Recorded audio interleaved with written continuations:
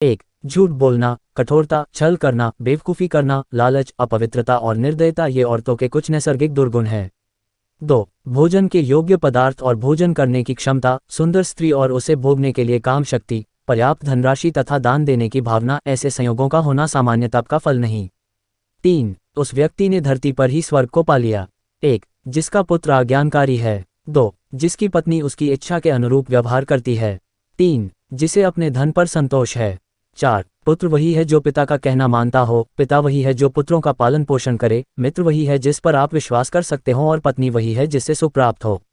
5. ऐसे लोगों से बचे जो आपके मुंह पर तो मीठी बातें करते हैं लेकिन आपके पीठ पीछे आपको बर्बाद करने की योजना बनाते हैं। ऐसा करने वाले तो उस विष के घड़े के समान है जिसकी ऊपरी सतह दूध से भरी है। 6. एक बुरे मित्र पर तो कभी विश्वास ना करें, एक अच्छे मित्र पर भी विश्वास ना करें, क्योंकि यदि ऐसे लोग आपसे रुष्ट होते हैं तो आपके सभी राज से पर्दा खोल देंगे। 7. मन में सोचे हुए कार्य को किसी के सामने प्रकट न करें बल्कि मननपूर्वक उसकी सुरक्षा करते हुए उसे कार्य में परिणत कर दें। 8. मूर्खता दुखदायी है, जवानी भी दुखदायी है, लेकिन इन सब से कहीं ज्यादा दुखदायी किसी दूसरे के घर जाकर उसका आसान लेना है।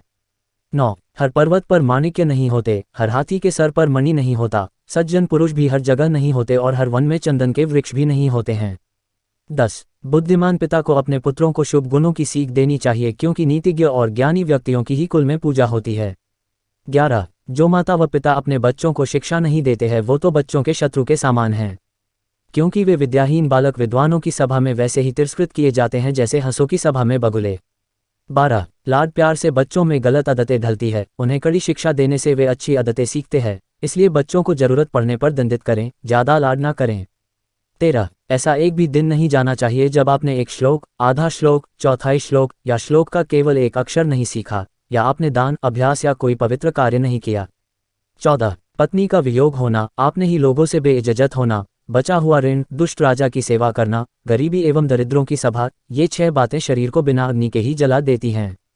15. नदी के किनारे वाले वृक्ष, दूसरे व्यक्ति के घर में जाने अथवा रहने वाली स्त्री एवं बिना मंत्रियों का राजा, ये सब निश्चय ही शीघ्र नष्ट हो जाते हैं। 16. एक ब्राह्मण का बल तेज और विद्या है, एक राजा का बल उसकी सेना में है, एक वैश्य का बल उसकी दौलत में है तथा एक शूद्र का बल उसकी सेवा परायणता में है।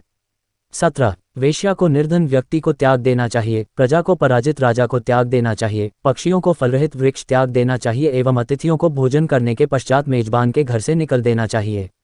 18. ब्राह्मण दक्षिणा मिलने के पश्चात अपने यजमानों को छोड़ देते हैं, विद्वान विद्या प्राप्ति के बाद गुरु को छोड़ जाते हैं और पशु जले हुए वन को त्याग देते हैं। 19. जो व्यक्ति दुराचारी, कुदृष्टि वाले एवं बुरे स्थान पर रहने वाले मनुष्य के साथ मित्रता करता है वह शीघ्र नष्ट हो जाता है।